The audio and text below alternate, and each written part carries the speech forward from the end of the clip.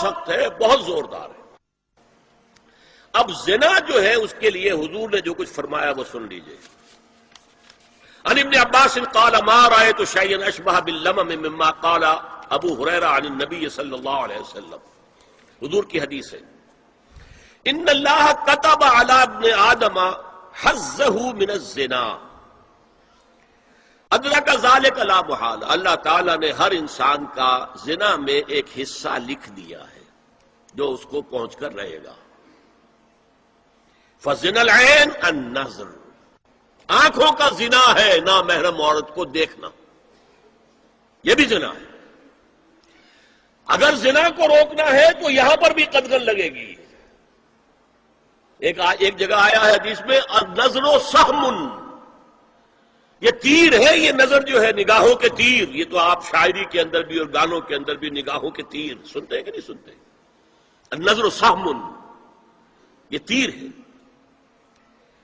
وزن اللسان النطق یا منطق، زبان کا زنا ہے کسی عورت سے گفتگو کر کے چٹخارے لینا۔ عورت کی آواز میں بھی ایک لوچ ہے، حسن ہے۔ اللہ تعالیٰ نے اسے سراپا ایسا بنایا ہے کہ مرد کے لیے اس کی ہر شے کے اندر اٹریکشن ہے، اس کی آواز میں اٹریکشن ہے۔ والنفس تمنا و تشتہی، اور باقی رہ گیا نفس، وہ تمنا کرتا ہے کہ اب میں اس سے آگے بھی بڑھوں اور زنا بھی کر لوں۔ والفرج یصدق ذلک کلہ اور یکذب، لیکن یہ ہو بھی سکتا ہے نہیں بھی ہوتا، لیکن یہ زنا تو کر چکا نا۔ کان کا زنا اس نے کر لیا، آنکھ کا زنا اس نے کر لیا، زبان کا زنا اس نے کر لیا۔ یہ تو زنا کی تعریف میں لایا۔ ایک اور روایت ہے جو مسلم میں ہے، عن ابی ہریرہ کتب علی ابن آدم نصیبہ من الزنا مدرک ذلک لا محالہ فالعینان زناہما النظر والاذنان زناہما الاستماع واللسان زناہما الکلام والید زناہا البطش والرجز زناہا الخطأ والقلب یہوی وتمنا۔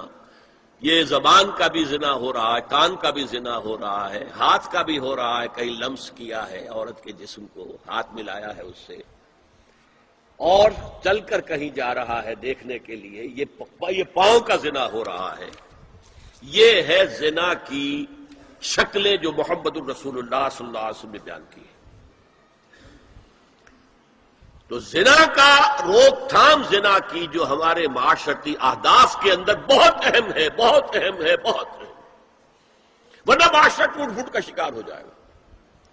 میاں بیوی میں اعتماد نہیں ہے، بے اعتمادی کی فضا میں اولاد جو پلے گی اس کی منفی نفسیات ہوں گی، کبھی مثبت نفسیات نہیں ہو سکتی۔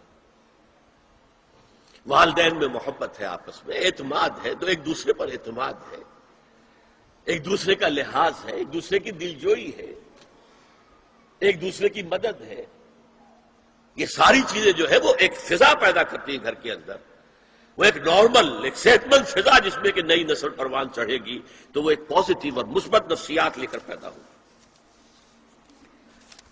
اچھا، اور دیکھیے اس میں کیا کیا کچھ حضور کی طرف سے آئے ہیں۔ حضرت جابر ابن عبداللہ فرماتے ہیں، من کان یؤمن باللہ والیوم الآخر فلا یخلون بامرأۃ لیس معہا ذو محرم فإن ثالثہما الشیطان،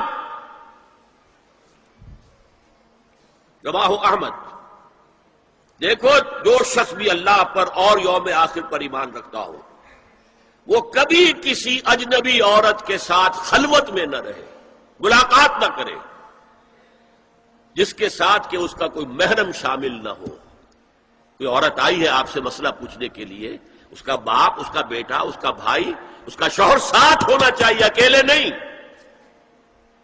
اس لیے کہ ثالثہما الشیطان۔ جہاں یہ ایک مرد اور ایک عورت جو ایک دوسرے کے لیے نامحرم ہے، جب ملیں گے تیسرا وہاں شیطان موجود ہوگا۔ اسی طرح حضرت ابن عباس کی روایت ہے، لا یخلون رجل بامرأۃ الا ومعها ذو محرم ولا تسافر المرأة الا مع ذی محرم۔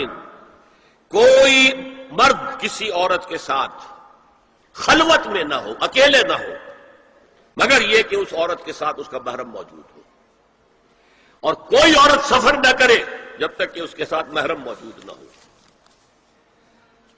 اب آئیے چھٹی بات، اسلام میں جو اصلاح کی گئی ہے مختلف میدانوں میں،